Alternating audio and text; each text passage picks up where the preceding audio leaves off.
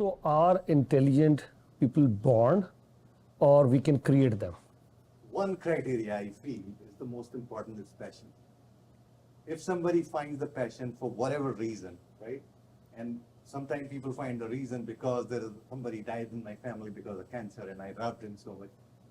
If person has a passion, everything start falling in place. Intelligence start falling in place. You know, because if I don't have something, I can equip that, find that missing knowledge in somebody else. And there's other resources you could fill it. So most important thing in anybody's life is finding that passion. Once anybody finds the passion, it's basically, I mean, the sky is the limit. The intelligence start to appear. If that's not there, the passion is not there, the most intelligent people can't do much. Very nice. I have a liner to add here. Please. Intelligence is not always born. There are geniuses who have the talent that they are born with, but the opportunity, the ability to provide that platform, which Professor Lowe is doing with which Yogesh is doing with Comparative Kids STEM, is providing the opportunity, the exposure to the people who are intelligent, who have that talent in them, but are not able to bring it to their best because they are deprived of those opportunities. And one thing I'm going to borrow from Yogesh here, this is his definition while we are talking about intelligence. Success, intelligence is your talent multiplied by your core values.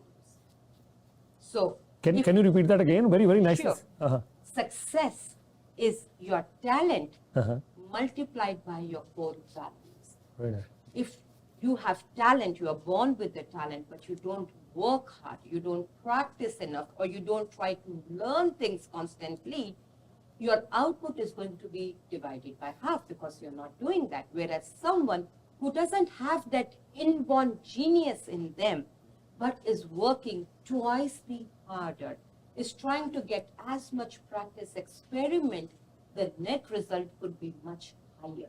So for all the parents and all the kids who are listening or would probably listen to this in the future, please redefine or define your success definition the right way. Success is talent multiplied by core values. I want to highlight more about the core values. I like this thing very much. Yeah, sorry, go ahead. I started coaching one of the robotics team a few years ago, just before the COVID. And after that, COVID killed a lot of things. And I was coaching them. And I was talking to these little kids, you know, we were fighting, like going for the competition. And that's the article I wrote. And I actually, mathematically, I proved them. And I had a real conversation that, well, your talent is, you can't change talent. It's, in a way, it's, sometimes you could say that it is what it is. You're part of the team, you have a talent, you have it. But the values that you bring in, core values, that's hard work, the teamwork, innovation, these really differentiate how you are going to be somebody else, you know, if you are going to be. Yeah.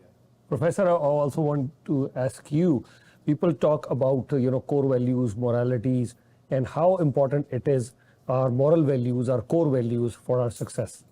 Oh my gosh, I mean, that's where I focus. I mean, so I should say, I'm also a parent. We have 3 kids. Our kids are 10 years old, 15 years old, and 17 years old.